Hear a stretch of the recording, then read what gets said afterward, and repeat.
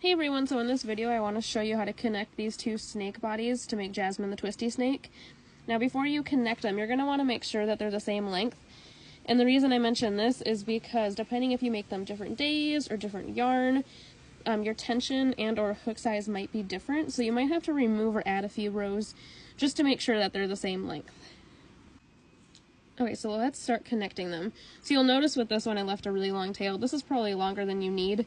And I'm going to show you why I did that. So you're going to have your yarn on your hook, and you're going to go in this first stitch after where you finished off. So you're going to also want to make sure that this piece is over on the other side, the yarn that you're working with.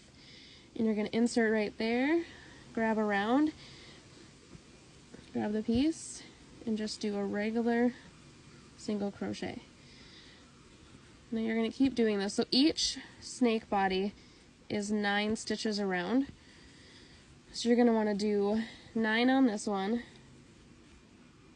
and then 9 on the other one to get a total of 18 working around. Now the one thing I will say about connecting these two is you do have to be like flipping them just because the bodies are heavy and they're pretty long to work with. We got 7, 8, 9. Okay, so we want to make sure that end's not in the way. Okay, so you did 9 on the first body, so now moving on to this one. So you can see where it finished right here. You're going to go in this next one. And you're going to keep going around until you get 9. Okay, I'm going to do that, and then I'll come back and show you the next step. Okay, so now I did 9 single crochets along each side, which gives me 18. And you're going to see I'm ended right before the stitch marker. Now you can go ahead and move your stitch marker to your loop so you don't lose it, because I want to show you what happens with the center. So when you connect two pieces, you get this pretty big hole. It might not be this big, it could be a lot smaller. That's why I left this long end from the first snake body instead of completely finishing it off. So you can take a different piece of yarn and go ahead and like weave it in here and tie it, or you can just go in through here, go through both pieces, take that extra end that you had, feed through, but continue holding on to that loop. Go and pull through and pull.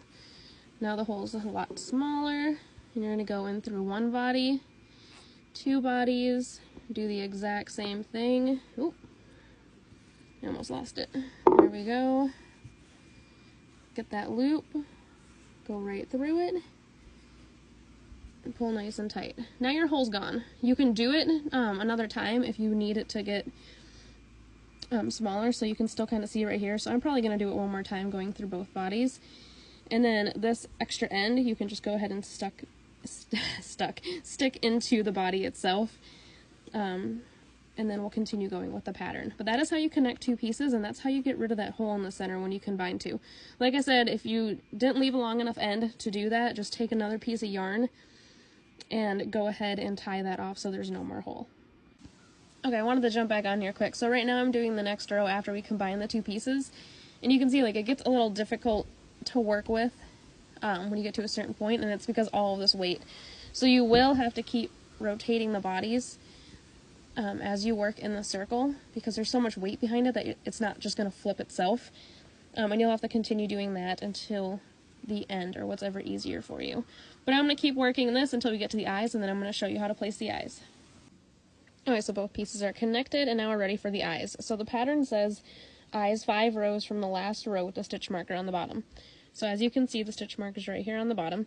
Now the placement might be a little different depending on your hook, tension, yarn, and I also heard that it can change between being left-handed and right-handed, but essentially it will be in this location. Now we're going to go 5 rows. So from here, we're going to go 1, 2, 3, 4, 5.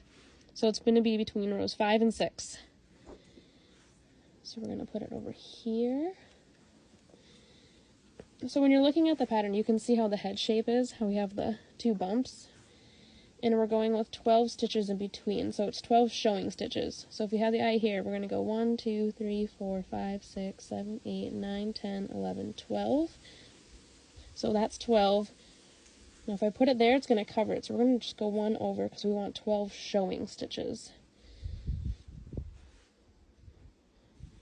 Okay, 1, 2, 3, 4, 5, 6, 7, 8, 9, 10, 11, 12. Okay, so there's 12 stitches showing. Then you can put stuffing in it to see if you like the placement. It looks funny because they're bulged out. But like roughly, you can kind of have an idea and be like, okay, I'm gonna like where that is. It looks weird because it's like a little sucker fish. But it'll start making its shape in a second. So I'm gonna hook these on with my safety eye jig, and I'll show you what it looks like. Alright, so there we go. Now the eyes are locked in. And it looks a lot better because they're like flush. And it still looks silly because this is open, but I'm going to go ahead and stuff this now and finish it, and I'll show you what the head looks like. There you have it. The snake head is all done. So now with it all closed up, you can see how it took its shape. You got the eyes in the right spots, and I'll keep an eye out for my next video where I'm going to show you how to twist the body. And there you have it, Jasmine the Twisty snake.